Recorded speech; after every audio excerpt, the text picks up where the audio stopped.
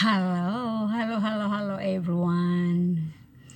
Ang tagal kong hindi na nagpaparamdaman, no. Kasi parang nakakatamad talaga. Pag ano, dapat dapat 26 kahapon, admission ko na for the 5th chemo. Tapos ang nangyari, di umaga nandoon na ako Pero last Friday, in-injection na ako ng pangpataas ng white blood. Friday, Saturday, Sunday, Monday, ayan nga Wednesday, Tuesday nga report na ako. Tapos for admission na daw. Ito na. Aga ko doon, pumila na ako.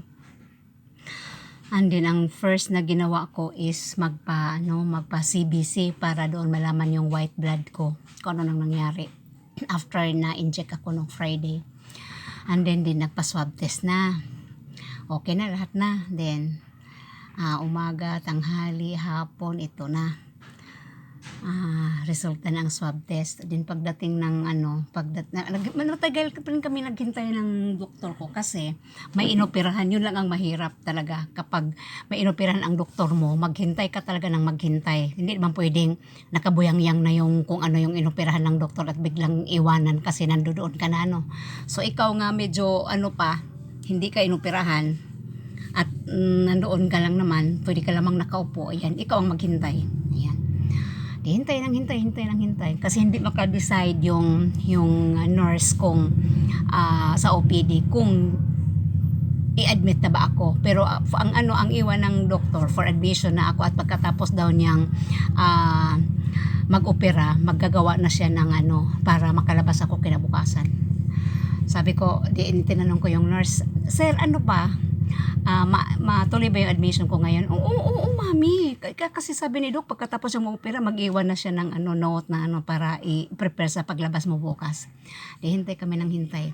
Habang, akala ko naman, finorward na yun kasi sabi na, i-forward daw yung CBC ko doon sa, doon sa OPD. Ang swab test ko na forward na, so okay naman daw. Sabi, pagbalik ko na doon sa nurse, follow up ko ulit. "Sir, paano na sir?" Tapos sabi niya, kasi sabi ko talaga sa nurse, hindi talaga, ayoko talagang magpa-admit kung hindi ako makalabas kinabukasan. Kasi dapat 24 hours lang eh. Dito ako magpa-admit sir, kasi ayoko matingga dito ng Huwebes Santo, Huwebes, Biyernes, Sabado, Linggo, Lunes ka nalalabas ulit. Ayoko nga.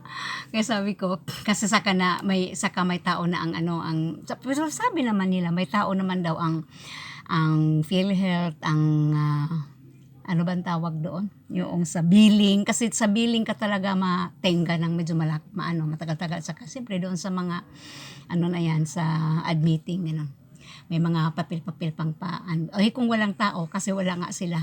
Kasi nga mahal na araw, sino magpapalabas sa amin doon? Mayroon naman daw, pero duda ako, baka mamaya walang tao ang tawag noon sa billing, so hindi ka makalabas kahit may go signal na yung doktor.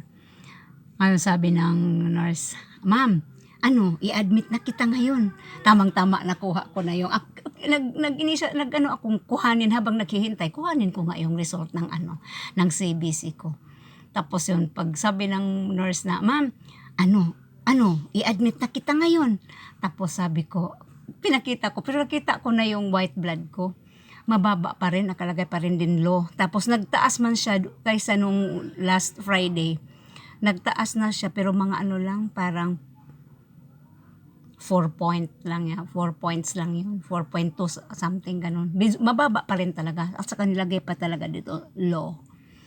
Tapos ang sabi ng nurse na, "Mami, admit na kita ngayon ha. Okay na." Pinakita ko, "Sir, Tapos sabi niya, "Ay, hala, mabuti na paalaala mo ito sa akin." Tapos, ang daming doctors nga nandun sa room.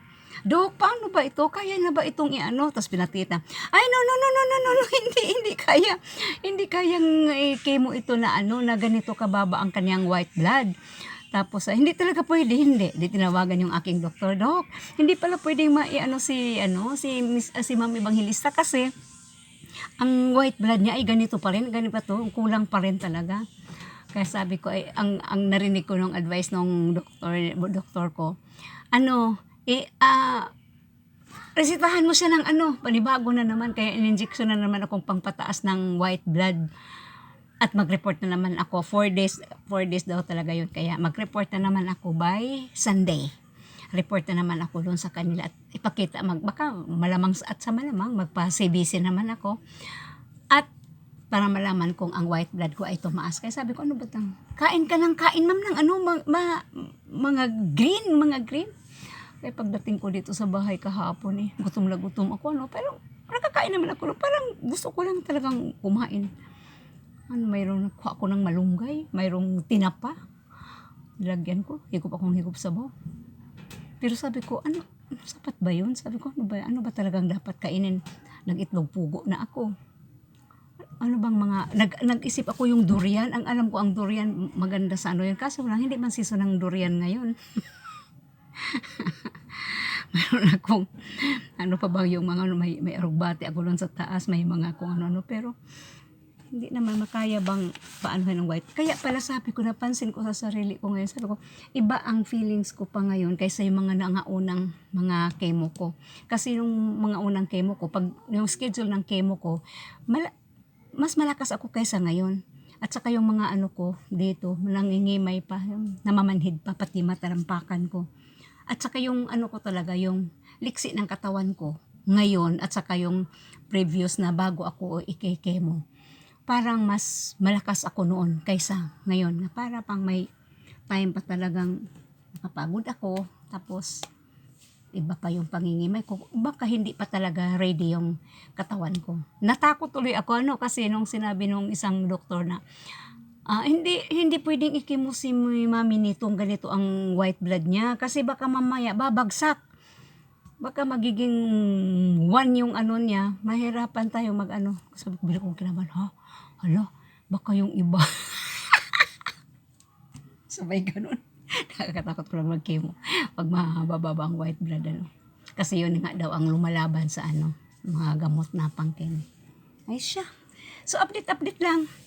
Nanalita ko lang na sa ngayon, kung okay pa ang white blood ko, ay karabas ko lang din ng chemo. Kaya naman kung sa kaya, pero yung panghihina talaga, at saka kailangan talaga prepare ang katawan mo katulad ng mga sa CBC, katulad ng mga sa kung anong pang kailangan nilang, kailangan ng katawan natin na para makayanan natin yung mga gamot ng chemo na yan.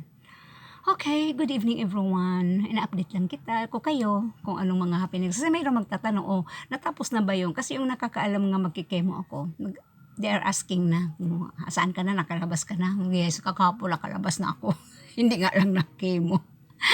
Okay.